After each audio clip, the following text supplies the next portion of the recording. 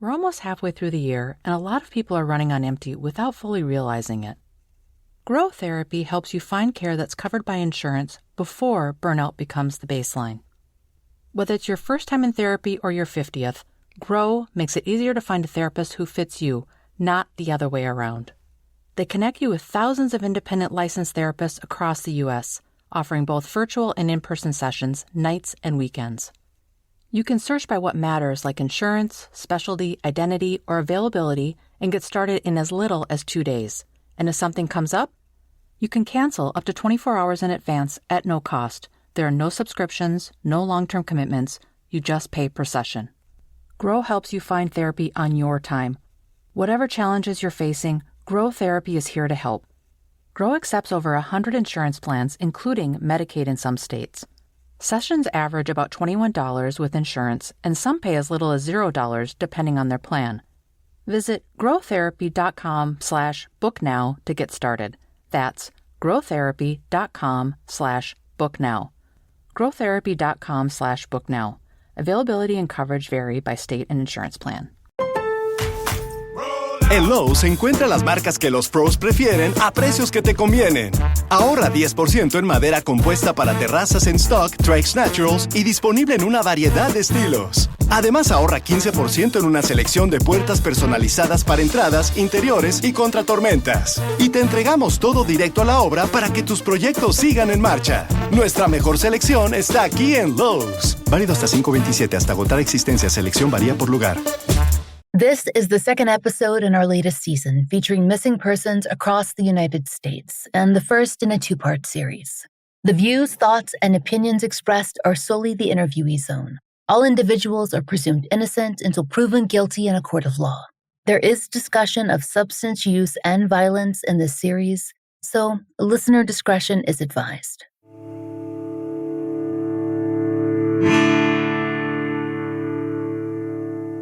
This is The Fall Line.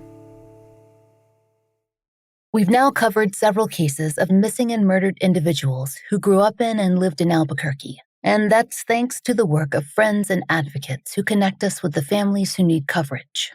But we've never focused on a single neighborhood in the city. This time, though, it's important to start in one, because the International District plays a vital role in the landscape of the victim's life and in her disappearance.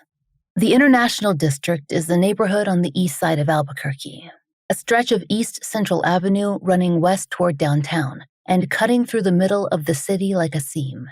If you've driven through on I-40, you may have passed it without knowing, or you might know it very well. According to the records from the National Trust for Historic Preservation, this stretch only became part of the Mother Road in 1937. When Route 66 was realigned to cut straight through the heart of Albuquerque. For decades, it was a neon-lit gateway, but by the 1980s, the character of the neighborhood began to shift. Albuquerque Journal archives from that era document a period of significant struggle, as a rise in violent crime and gang activity led locals to adopt the unofficial nickname of, quote, the war zone. And it's a reputation that has been hard to shake. Historical Albuquerque Police Department crime mapping shows that the district has faced disproportionately higher rates of violence compared to the rest of the city and for decades. But there's a much broader story here than just the statistics. In February 2009, the Albuquerque City Council passed a formal resolution to officially rename the area the International District. The goal was to better reflect what reports describe as the most diverse square mileage in New Mexico, a place where more than 25 languages are spoken, and people from dozens of countries have settled along Central Avenue. Anastasia Ferriera had grown up nearby the International District, and as both a teen and as a young adult, it's where she spent most of her time. It's also the last place that she was seen, or where her phone last pinged, at least. That was at a faith-based nonprofit called God's Warehouse. According to KOB4, the organization has been operating for roughly 15 years within the same block of Central Avenue. The space has and does serve as, quote, a sanctuary for over 400 people in the International District 7 days a week. Pastor Chuck Aragon, who runs the warehouse, also provides meals, clothing, and addiction recovery support. Anastasia had spent a lot of time at God's warehouse, enough that staff and volunteers recognized her. It was a safe haven, but she also helped out. Her mother, Natalie, told us that the staff described how Anastasia would help pass out food at mealtimes. And she was easy to remember. Her friendly personality, that was part of it. The other standout is how small Anastasia is. She's well under 5 feet tall and weighs less than 100 pounds. Anastasia Ferriera disappeared in March of 2023. In the first 2 weeks of the month, there was spotty social media contact with friends, including one who was staying in a trailer near the God's Warehouse building. After that, no one's sure. But her family has not stopped searching, and they hope that by reaching a broader audience, there might finally be a break, resolution that will bring Anastasia home or lead them to anyone responsible for her disappearance. Her family understands the risks that came with Anastasia's situation in early 2023, that she was struggling with substance use issues and that she was often out walking alone in areas that weren't always safe. That doesn't change their desperation to know what happened or where she is now. They love Anastasia, and they want to bring her home. That's what matters most. Anastasia Brenda Ferriera is known as Stasia to her family and as Karma to some of her friends. If you're familiar with her, you could know her by any of those names. To her mother, Natalie Padilla, she's precious, and she's Natalie's only child. Anastasia was born on December 9th, 2003. Natalie's own birthday is December 10th, and she had Anastasia the day before she turned 21. And after that, they always spent their birthdays together. Natalie told us that the back-to-back celebrations just felt right. They'd always been incredibly close, and even in Anastasia's teen years, when things got difficult, that was never in question. The last text Anastasia sent to her mother says it all. Quote, "I love you."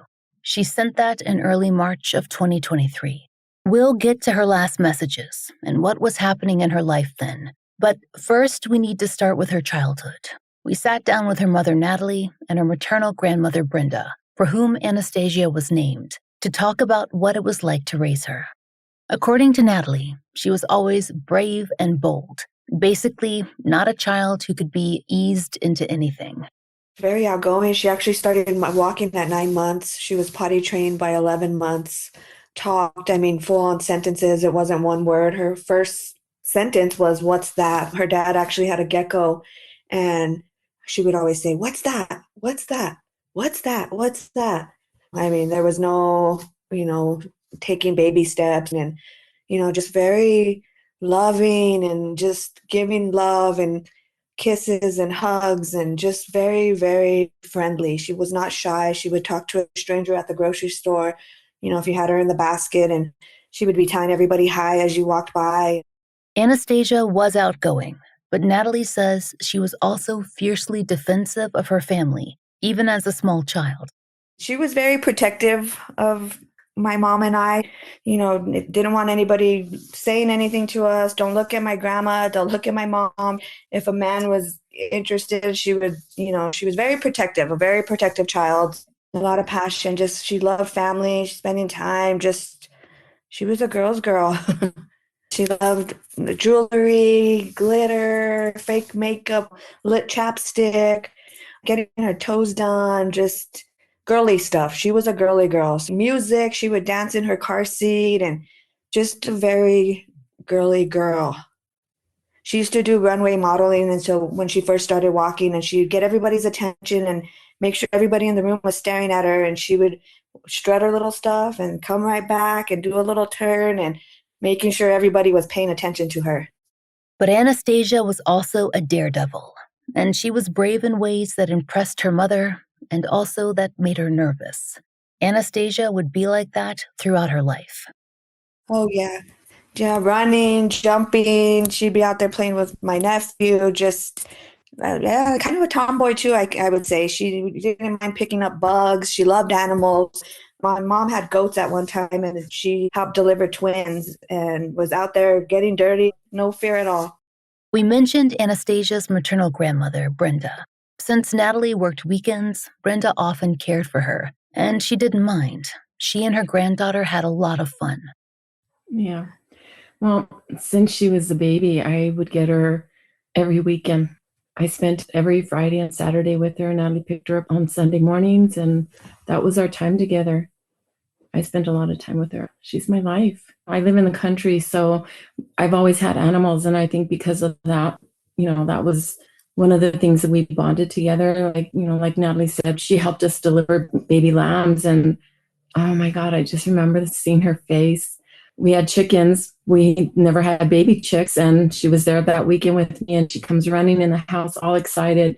Grandma, we have baby chicks, and I didn't even know we were going to have chicks. She was the one that found them, and she just loved being out there. Natalie even got her a baby pig. What are those little pigs called? A potbelly pig. So I think you have one of those pictures of her with her potbelly pig, and she just loved animals. And I think we bonded with that too, and cooking and cleaning and just doing girl things. We used to like to ride the train together. So we have a Roadrunner train system that runs between all the little towns. And so we would ride the train together, and she thought it was the greatest thing, and we'd go to the movies and go have ice cream, and because the train stopped right where the theater was, and we'd spend the weekend. We just hung out together and talked. We would talk about everything and anything, and she was just such a lively, kid. She was happy, so happy. Everything made her happy, everything. And when she would talk to me, she'd say, because I would always tell her, you're my air, without you, I can't live, I can't breathe. And every time she'd call me, she'd say, Grandma, are you breathing? Take a deep breath, Grandma, I'm here now. Natalie told us that one of Anastasia's favorite things in the world is art, and in all of its different forms. Yeah, she used to she did creative poetry in school, in middle school, and she loves to draw and write. And she was interested in getting into tattooing. And I know her dad was kind of training her for that also. So yeah, drawing was the big thing actually in her room. She still has some of her drawings up in her room now. Back when she was younger, it was more scenery, mountains, sky, birds, butterflies, animals, cats, dogs. And then she got into like her older days writing names, kind of like not graffiti, but names, the block letters, roses. She loved flowers, drawing flowers in her older age. She used to draw like praying hands with a rosary. She could pretty much do it all. She even had a tattoo gun and everything still at our house in her room. So she was getting into it.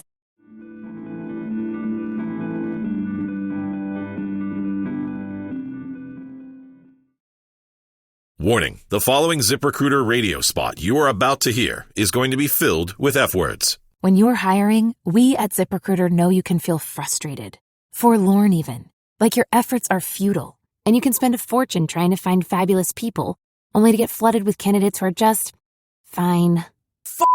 Fortunately, ZipRecruiter figured out how to fix all that. And right now, you can try ZipRecruiter for free at ZipRecruiter.com/zip. With ZipRecruiter, you can forget your frustrations because we find the right people for your roles fast, which is our absolute favorite F word. In fact, 4 out of 5 employers who post on ZipRecruiter get a quality candidate within the first day. Fantastic. So, whether you need to hire 4, 40, or 400 people, get ready to meet first-rate talent. Just go to ZipRecruiter.com/zip to try ZipRecruiter for free. Don't forget, that's ZipRecruiter.com/zip. Finally, that's ZipRecruiter.com/zip.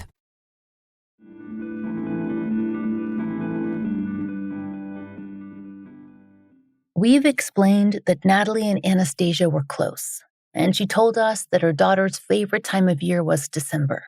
The holiday season was fun, of course, but it was really about the other special time, their almost shared birthdays.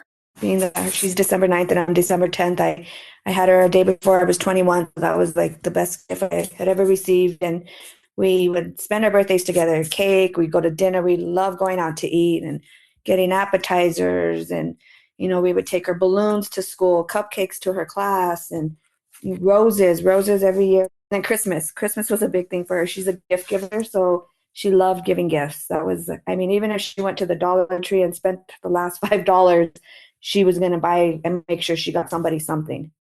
But there were some things about her daughter that worried Natalie. She was bold, and she was fearless, and she was protective. But Natalie also thinks that she was a little naive. She noticed that early on, but it became more of an issue as Anastasia entered middle school. A little too trustworthy. I wish her guard was up a little more and didn't trust everybody. And she likes making friends. That was one big thing. And her friends were everything to her. I mean, they meant a lot to her. So she was a little too trustworthy. It's true that Anastasia loved people, but that doesn't mean she always had an easy time with other kids or at school. And when she was in 8th grade, it all got a lot harder. She was getting jumped a lot, beat up. Girls were throwing food at her. I remember we had bought her some white shoes and she was wearing white pants, and a girl threw a red slushie at her, and she was getting bullied a lot. And then, kind of skipping school because of that. She was afraid. We tried to intervene, get the school, we got involved and tried getting the cops involved, but nothing really came of it. So she wasn't really into school at that point. So there was a lot of bullying, a lot of fighting. She did good. All her grades were great. She did fine. Her teachers loved her. And that was true. But as Natalie told us, it wasn't enough. She actually got expelled from school because she got in a fight at a basketball game and they told her no more fighting, and that was the last straw. But she wasn't the aggressor. It was some other girls, but being that she was still involved in the fight, she got expelled. After that, it kind of went downhill. We did get her signed up for school. She kind of went back and forth with her dad there for a little bit at 13, and they had her in middle school fighting again, getting in some trouble, and then kind of just, it didn't progress from there. It kind of just, it went downhill.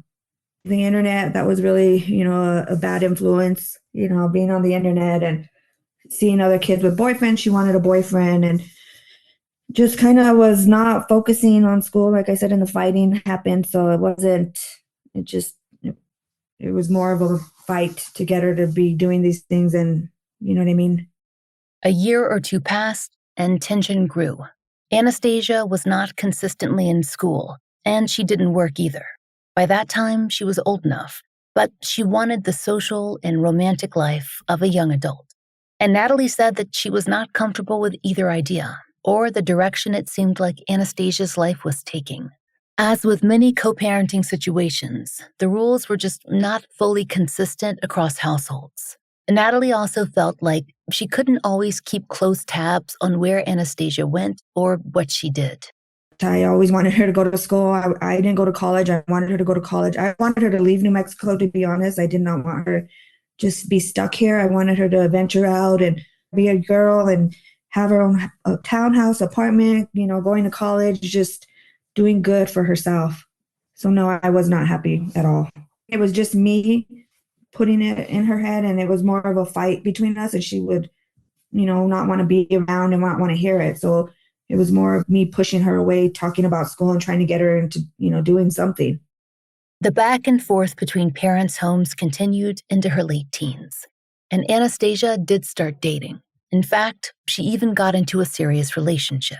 By the time she was 18, the two had been together for some time.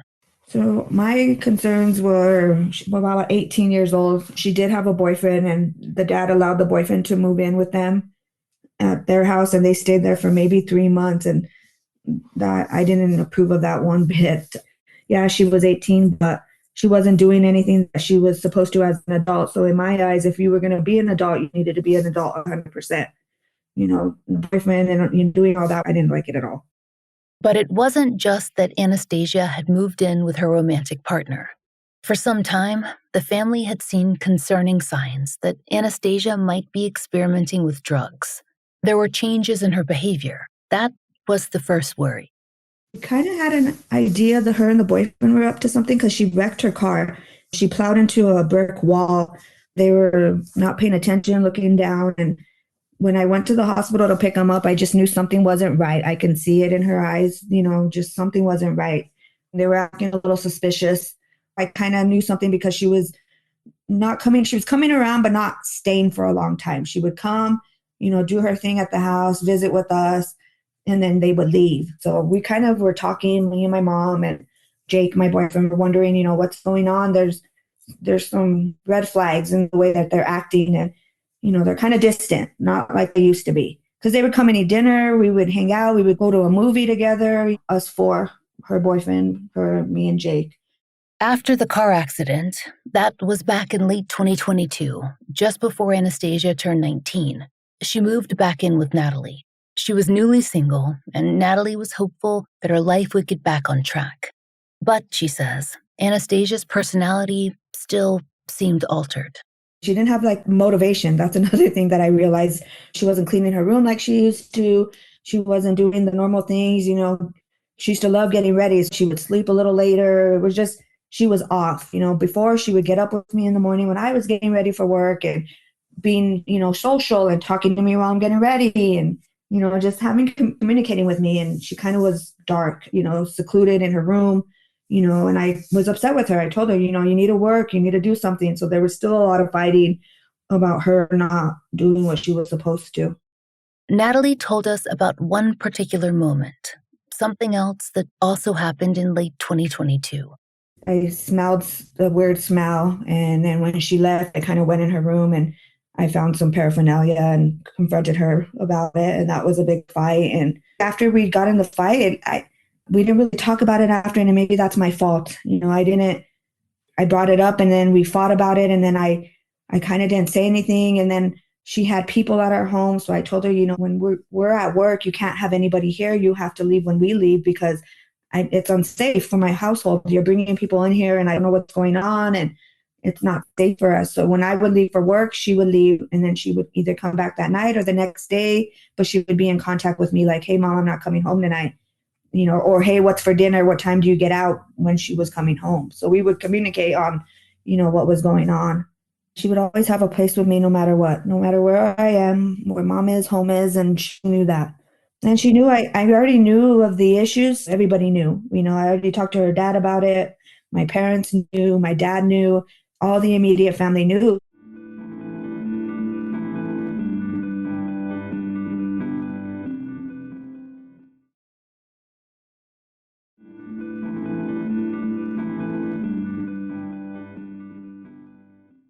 For a long time, it felt like a family problem. But then Anastasia began to have run-ins with law enforcement. The most serious incident came when she was picked up by police as a passenger in a stolen vehicle. And Natalie was upset, of course, but she also hoped the situation might be Anastasia's rock bottom point, that she might be willing to enter a treatment program. Well, she had got in some trouble. She had got picked up by the police. And I honestly thought that was going to be our saving grace, that, now, because I couldn't force her. There was no forcing her. We were going to all put money together, my family, my mom's side, to send her to a rehab. My grandma was going to pitch in money, but I didn't even bring that up to her because I knew that was going to scare her and I didn't want her to flee. I didn't want to, my main concern was not pushing it further away than she was already distancing herself. And then too, you put in all this money and you send them and they do it and then they come back and go back to square one. You know what I mean? They have to be ready. They have to want it. They have to be tired of that lifestyle and be ready to give it up. You know what I mean? The arrest brought new stressors, like court dates and expectations. But Natalie says Anastasia was still going out. It's almost as if thinking of impending legal action just wasn't something that she could process at the time. Anastasia spent most of her time in the International District, not far from where she'd grown up. They call it the International District.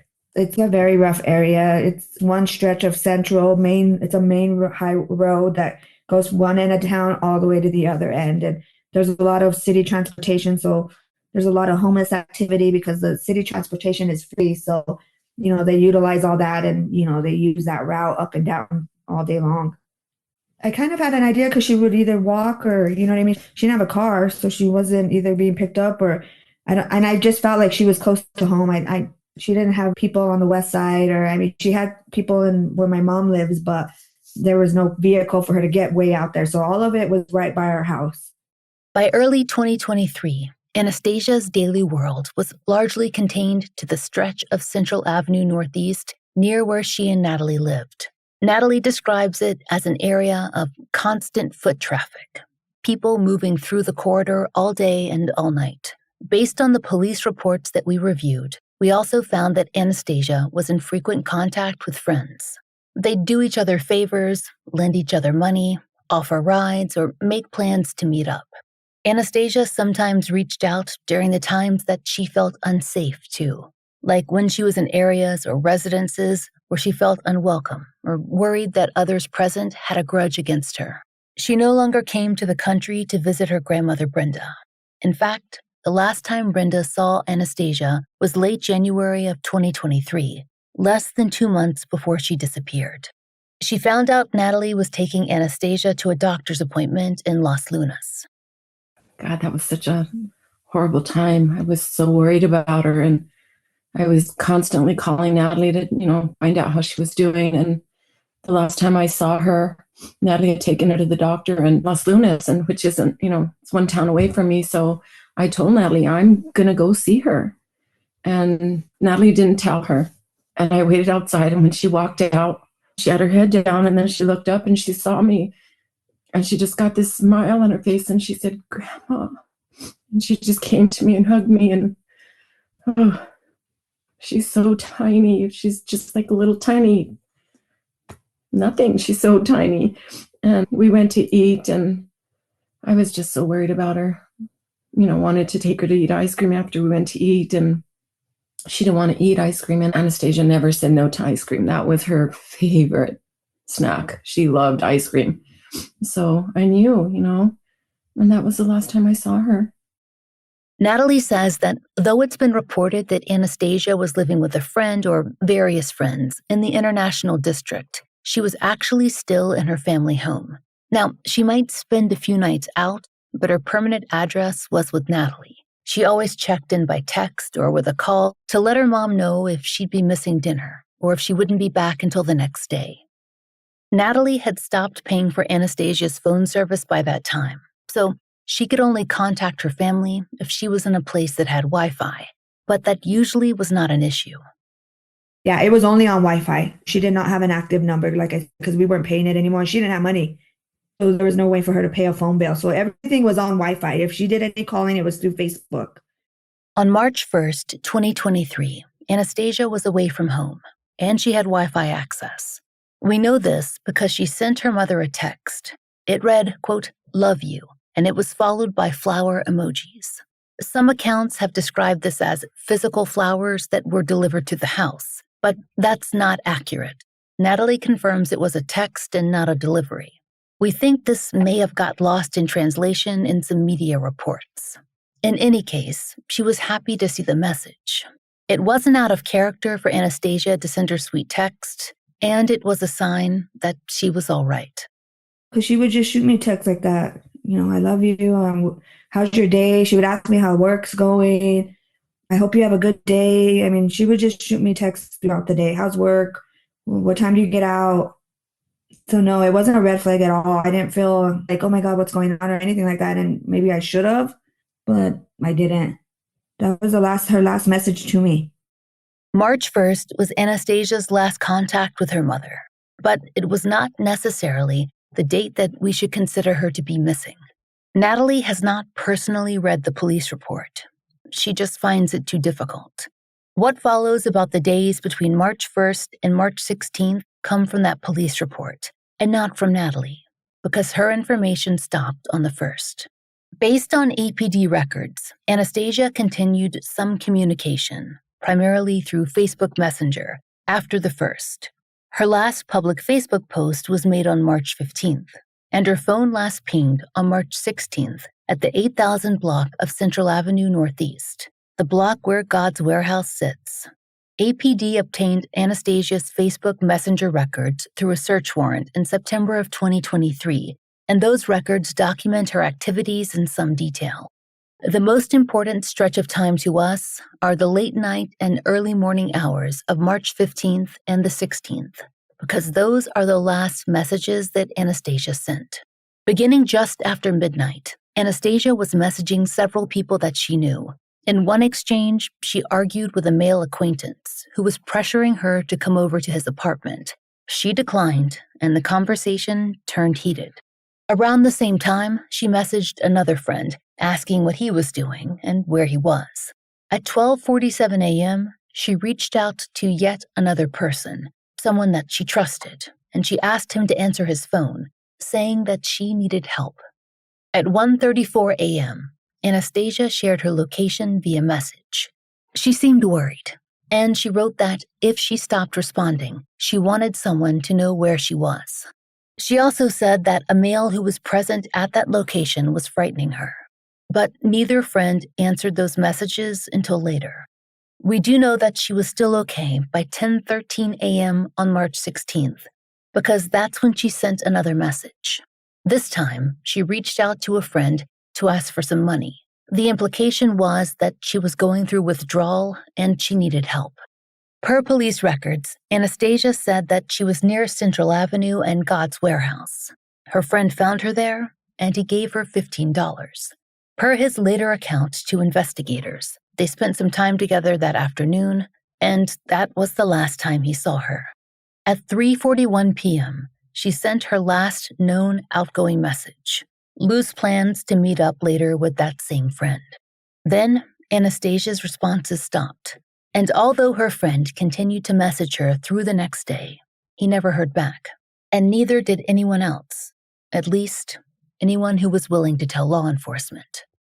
That was the biggest red flag, the no contact. And like I said, social media was her main, communication with friends and everything like that. We talked through Facebook Messenger, but she always found a way to use Wi-Fi and how, to be able to communicate on what time I'd be home, things like that. And everything just stopped. There was nothing.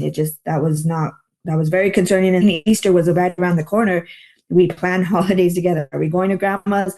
Okay, I'm going to go with my dad for a couple hours. What time are you guys doing yours? So I can be, ready. Come get me at this time. So a lot of coordinating and planning for the holiday, and that didn't happen. So that even with the drug use, she still was coming around holidays. I know that sounds weird, but that was the red flag of her not calling to find out what we were doing and what was going to happen. Natalie was hesitant to contact the police, at least at first. Her daughter had an open court case, and she didn't want to do anything that could negatively affect that. But with a month of silence, the family, Anastasia's relatives on both sides, they determined that it was important to do something. Anastasia had never been out of contact for days, much less weeks. So they began their search. And that search, it would bring up more questions than answers. Anastasia Brenda Ferriera was 19 years old when she went missing in March of 2023. She would be 22 years old today. She's a Hispanic female, approximately 4 foot 11 inches tall, weighs around 85 to 90 pounds, and has dark brown curly hair and brown eyes. She has a light birthmark on her left cheek, and she has several visible tattoos. The numbers 505 on her inner right forearm, the words "till death" on her left forearm, Ferriera in cursive on her chest, and blurred script on her thumb. Her ears are pierced, and when she was last seen, her hair was her natural dark brown, but she has been known to dye it in the past.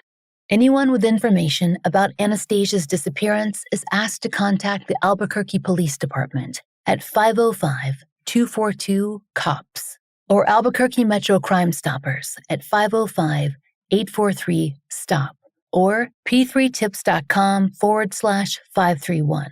There's a $10,000 family-funded reward for information leading to her whereabouts. Next time on The Fall Line, the investigation into Anastasia's disappearance. What happened when her family tried to report her missing, what investigators found and didn't find, and what a mother and grandmother have refused to stop doing for nearly 3 years. If you know of a case that should be covered on The Fall Line, there's a link to our case submission form in the show notes. Thank you for listening. The Fall Line is an independent podcast, and we appreciate listener support. It allows us to do research, obtain FOIA, pay our content advisors, and support and donate to the causes we care about. Our therapy fund is paid for through Patreon and Apple Premium subscriptions. If you try out the products we advertise, please use our sponsor codes. It really helps. And please take a moment to rate and review our show in your podcast app of choice. If you listen on Apple Podcasts, please be sure to check your subscriptions to make sure that you're set for automatic downloads so that you do not miss an episode.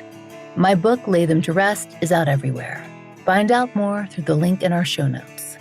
The Fall Line is created by Laura Norton and Brooke Hargrove. The show is written, hosted, researched, and produced by Laura Norton. Engineered by Southern Gothic Media and Rachel Boyd. Content advisement by Vic Kennedy. Special thanks to Liz Lipka.